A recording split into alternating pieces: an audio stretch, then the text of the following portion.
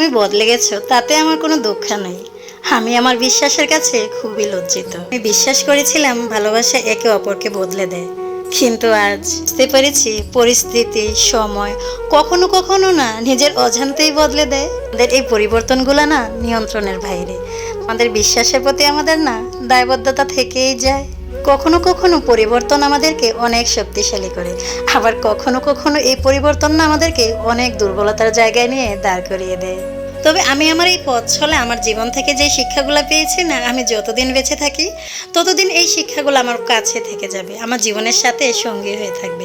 এই শিক্ষাগুলো থেকে আমি কখনো দূরে যাব না, অনেক কিছু শিখতে পেরেছি। হাই এভরিওয়ান, আসসালামু আলাইকুম, কেমন আছেন সবাই? সুমিস ডেইলি লাইফস্টাইলে সবাইকে স্বাগতম। আশা করি নিশ্চয়ই সবাই ভালো আছেন। আমার আজকের ভিডিওটিকে কোথায় থেকে দেখছেন আশা করি কমেন্টস করে জানাবেন, খুবই খুশি হব। আর আজ আমি আপনাদের মাঝে আমার জীবনের একটা ভালো জিনিস শেয়ার করব, যে জিনিসটার জন্য আমি অনেক দিন ধরে অপেক্ষা করেছিলাম। খুবই খুশির খবর একটা শেয়ার করব। যাই হোক, আল্লাহর কাছে আলহামদুলিল্লাহ লাখো কোটি শুকরিয়া। আমার স্বামীর এমন একটা পর্যায়ে হয়ে গিয়েছিল, আমার স্বামীর টাকা পয়সা না সবাই সব কিছু নিয়ে আমার স্বামীকে একদম শূন্য করে দিয়েছিল। আমার স্বামী একজন বিজনেসম্যান। আমার স্বামী ব্যবসায় করতে যে এক লোকের ফাঁদে পড়ে আমার স্বামী প্রায় 50-60 লক্ষ টাকা ওই লোক নিয়ে চলে গিয়েছে। তো ওই পর্যায় থেকে না আমরা একদম শূন্য হয়ে গিয়েছিলাম, আমাদের কিছুই ছিল না। তো ওইভাবে আমি স্ট্রাগল করতে করতে এমন একটা টাইম গিয়েছে, আমার বাসায় বাজার করে আনার টাকাটা ছিল না। কিন্তু আমার আল্লাহ যে কত মহান, ওই ক্রাইসিসের সময় থেকে আমার আল্লাহ তাড়াতাড়ি আমাদেরকে উদ্ধার করে নিয়ে এসেছেন। যে লোক আমার স্বামীর টাকাটা নিয়ে গিয়েছে, ওই লোকটার কোনো তথ্য আমরা এখনো খুঁজে পাইনি, তবে চেষ্টা করতেছি। তবে আমার শ্বশুর শাশুড়ির না অনেক কিছুই ছিল। আমার শাশুড়ি টিচার, আমার শ্বশুরও চাকরি করে আলহামদুলিল্লাহ। আমার শ্বশুরের একমাত্র ছেলে আমার হাজব্যান্ড। কিন্তু আমার হাজব্যান্ডের ভুলের কারণে, তার অবহেলার কারণে এত বড় ঝামেলার মধ্যে পড়তে হয়েছে। আশা করি আল্লাহ সব ঝামেলাই ঠিক করে দিবেন।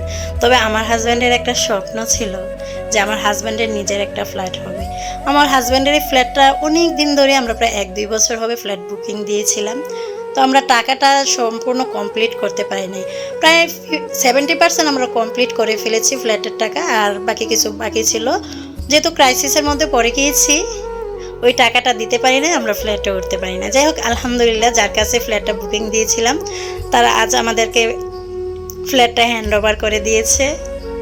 আল্লাহর কাছে লাখো লাখো কোটি শুকরিয়া। আমি অনেক খুশি, আপনাদের সাথে আমি শেয়ার না করে পারলাম না।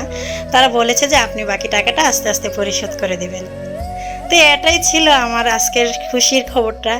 আমি বলে বিশ্বাস করতে পারবেন না, আপনাদেরকে বলে বোঝাতে পারবো না যে আমি কত কত খুশি। অবশ্যই আমার ফ্ল্যাটের একটা ট্যুর আপনাদেরকে ইনশাল্লাহ দেবো, যখন মন মানসিকতা ভালো হয় বা আমি কাজ টাজ গুছিয়ে নিই। সবাই আমার ফ্যামিলিটার জন্য দোয়া করবেন। জীবনে অনেক ক্রাইসিসের কথা তো আপনাদের মাঝে শেয়ার করলাম, দুঃখের কথাও শেয়ার করেছি, আবার কেন জীবনের সুখের খবরটা আপনাদের মাঝে শেয়ার করবো না বলুন? আমি ভাবি যে আমার ভিডিও যে কয়জনে আমার কলিজার ভাই বোনেরা দেখে, তারাই আমার ফ্যামিলির মানুষ। তাদের মাঝে আমার দুঃখের কথা শেয়ার করতে পারি, তাদের মাঝে আমি সুখের খবরটা শেয়ার করব না, সে তো হতে পারে না, তাই না? তাই আপনাদের মাঝে আমার সুখের খবরটাও শেয়ার করলাম। আমার আজকের ভিডিওটি আপনাদের কেমন লেগেছে আশা করি কমেন্টস করে জানাবেন, আর ভালো লাগলে ফ্রেন্ডস অ্যান্ড ফ্যামিলির সাথে শেয়ার করে দিবেন। আজ এ পর্যন্তই। যে যেখানে থাকবেন ভালো থাকবেন, সুস্থ থাকবেন। যেহেতু নতুন, আমার কথাবার্তা অনেক ভুল হতে পারে, ভুলগুলো আশা করি আপনারা ধরে দিবেন, তাহলে আমি ঠিকভাবে ভিডিও করব। আর আমার কথায় যদি কেউ কষ্ট পেয়ে থাকেন, সবাই প্লিজ আমাকে সুন্দর ও ক্ষমা দৃষ্টিতে দেখবেন। আবারও দেখা হবে আপনাদের সাথে নতুন আরও একটি ভিডিওতে। যে যেখানে থাকবেন ভালো থাকবেন, সুস্থ থাকবেন, আমার ফ্যামিলিটার জন্য দোয়া করবেন। আর একটু প্লিজ আপনাদের কাছে রিকোয়েস্ট করি, আমার হাজব্যান্ডের জন্য একটু বেশি করে দোয়া করবেন।